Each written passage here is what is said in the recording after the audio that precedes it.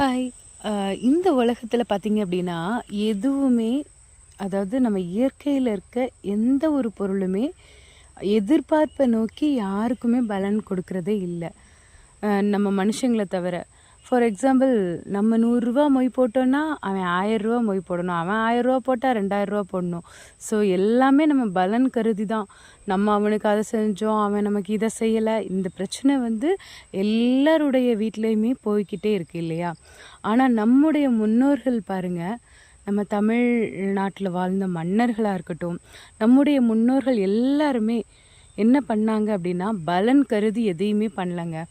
கரிகாலன் கட்டிய Kallanai for example, அவர் வாழ்ந்து எவ்வளவோ வருடங்கள் ஆயிடுச்சு.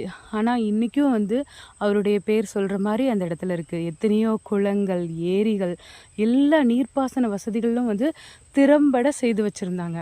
இவ்வளவு ஏன் ரோட்டு ஓரத்தில் புளிய மரங்கள் நட்டு வளர்த்தாங்க அந்த காலத்தில்.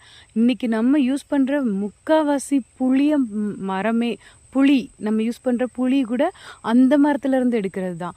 ஸோ இவ்வளவு பயன் கருதாமல் எந்த ஒரு வசதியுமே இல்லாத அந்த காலத்தில் அவங்க வந்து அவ்வளோ வந்து நமக்கு வந்து பயன் கொடுக்குற பல பொருட்களை வந்து விட்டுட்டு போயிருக்காங்க. ஃபார் எக்ஸாம்பிள், அந்த காலத்தில் கரண்ட் இல்லை, தண்ணி வசதி. இப்போல்லாம் மோட்ரு, விவசாயம், கரண்ட்டு ஃப்ரீ, அது இதுன்னு எவ்வளோ வசதி இருக்குது. மோட்ரு தட்டினா தண்ணி வந்து பாஞ்சிருது. சென்னையில் இருந்துட்டு கன்னியாகுமரியில் இருக்க ஒரு ஃபீல்டுக்கு வந்து சென்சார் மூலயமா தண்ணி பாய்ச்சுற அளவுக்கு அவ்வளோ வசதிகள் வந்துருச்சு. ஆனால் வந்து நம்ம நமக்கு இருக்கிற, அதாவது நம்ம செடி நடணும் அப்படின்னா ஏக்கர் வாங்கி தான் நடணும்லாம் இல்லை. வீட்டில் இருக்கிற சின்ன இடத்துல செடி நடலாம் இல்லையா? நம்ம ரோட்டோரங்களில் கூட காக்கா, குருவி எல்லாமே கூட வந்து பிளான்ட்டை வந்து என்ன சொல்ல விதை மூலியமாக பரப்புதுங்க. ஆனால் நம்ம மட்டும்தாங்க வந்து செல்ஃபிஷாக நமக்கு மட்டும்தான், நம்ம தான் அப்படிங்கிற மாதிரி நம்ம வாழ்ந்துகிட்டே வரோம். ஒரு செடி அது வந்து முளைச்சி என்ன செய்யுது, இந்த மாதிரி பாருங்கள், ஃபுல்லாக நட்டு வச்சுருக்கோம். மற்ற ஆடு மாடு அந்த மாதிரி இதுக்கும் தீவனமாக வந்து யூஸ் ஆகுது. நம்ம முன்னோர்கள் தாங்க இந்த தென்னை மரம்லாம் பார்த்திங்க அப்படின்னா இவ்வளோ ஹைட்டு, இதெல்லாம் வந்து எத்தனையோ வருடங்களுக்கு முன்னாடி நட்டு வச்சாங்க.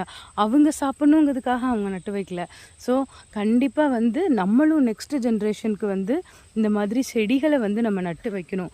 இன்றைக்கி அதனால தான் வந்து நாங்கள் ஹைப்ரிட் தென்னை ஹைப்ரிட் எதுக்காக யூஸ் பண்ணுறாங்க, நம்ம வந்து அனுபவிக்கணும். 3-4 வருஷத்தில் வந்து நமக்கு வந்து பேலன்ஸ் கிடைக்கணும் அப்படிங்கிறது தான். நம்ம நல்லா இருக்கணுங்கிறத விட நாளைக்கு நம்ம சமுதாயம், நம்மளுடைய குடும்பங்கள், நம்மளுடைய பிள்ளைங்கள் என்ன செய்ய போகிறாங்க அப்படின்னா வந்து நம்ம எல்லாத்தையும் அழிச்சிக்கிட்டே போகக்கூடாது. ஸோ அதனால தான் நாங்கள் வந்து இந்த மாதிரி நாட்டு தென்னைகளை தான் வந்து யூஸ் பண்ணுறோம். இன்றைக்கி நம்ம விதைச்சோம் அப்படின்னா ஒரு விதை கூட எல்லாமே வந்து சுயநலம் கருதாமல் தான் வேலை செய்யுது.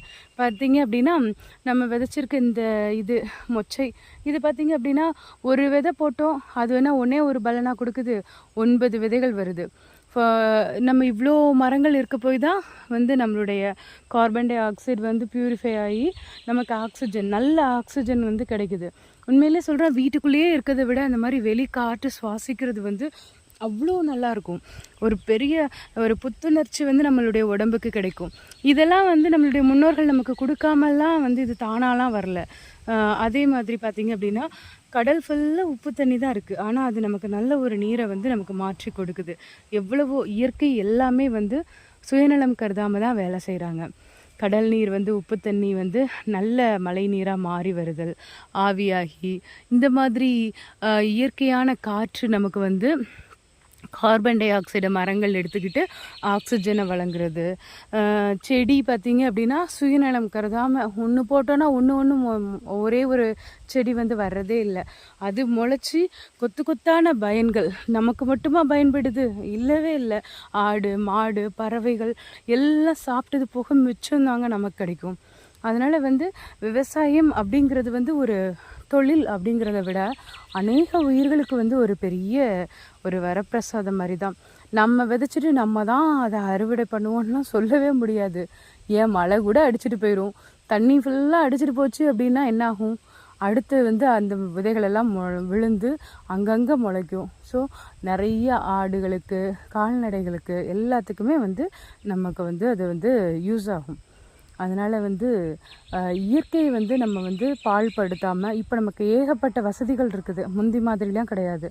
அதனால் அந்த வசதிகளை யூஸ் பண்ணி நம்மளால் முடிஞ்ச வரைக்கும் மரம் செடிகள் நீண்ட நாள் பயன் கொடுக்கக்கூடியது, அதாவது குறுகிய காலத்தில் வந்து பயன் தர்ற எல்லாமே வந்து சீக்கிரமாக வாழ்ந்து சீக்கிரமாக செத்து போயிடுங்க. அது மாதிரி தான். ஆனால் வந்து இந்த தென்னை மரங்கள்லாம் பார்த்திங்க அப்படின்னா ரொம்ப வருடங்களாக வந்து அப்படி இருக்குது. நாட்டு தென்னை இதோட எண்ணெயை நம்ம யூஸ் பண்ணோம் அப்படின்னா அவ்வளோ சூப்பராக இருக்கும். மற்ற எண்ணெய்க்கும் இதிலிருந்து வர எண்ணெய்க்கும் அவ்வளோ வித்தியாசங்கள் உண்டு. ஏன்னா நான் வந்து ரொம்ப வருஷமாக வந்து இந்த தேங்காய் எண்ணெய் தான் வந்து யூஸ் பண்ணிகிட்டு இருந்தேன். நம்ம நிறைய பிராண்டட் தேங்காய் எண்ணெய் தான். இப்போ செக்கு ஆடி நம்ம மரத்தோட எண்ணெய் யூஸ் பண்ணும்போது அவ்வளோ அவ்வளோ சூப்பராக இருக்கும். நான் செக்கு ஆடும்போது வந்து நான் உங்களுக்கு காமிக்கிறேன். அவ்வளோ வந்து நல்லாயிருக்கும். அதனால் வந்து நம்ம நாட்டு ரகத்துக்கு வந்து நம்ம முக்கியத்துவம் கொடுத்தா அப்படின்னா, அது வந்து நமக்கு மட்டும் இல்லாமல் நமக்கு வர்ற அடுத்தடுத்த சந்ததிகளுக்கும் யார் வேணாலும் அனுபவிக்கலாங்க. இவங்க தான் அனுபவிப்பாங்க, அவங்க தான் அனுபவிப்பாங்கலாம் சொல்லவே முடியாது. சரியா? இன்றைக்கெல்லாம் என்ன வகுத்தா வச்சுட்டு போனாங்க, நாளைக்கு இந்த பிள்ளை தான் வரும்னு கிடையவே கிடையாது. நாட்டு ரகங்களுக்கு வந்து நம்ம முக்கியத்துவம் கொடுக்கும்போது மண்ணும் நல்லாயிருக்கும். நமக்கு மட்டும் இல்லாமல் உலகத்தில் இருக்க எல்லாருமே பயனடைவார். அதுதான் வந்து தமிழருடைய வாழ்வு. Thanks for watching.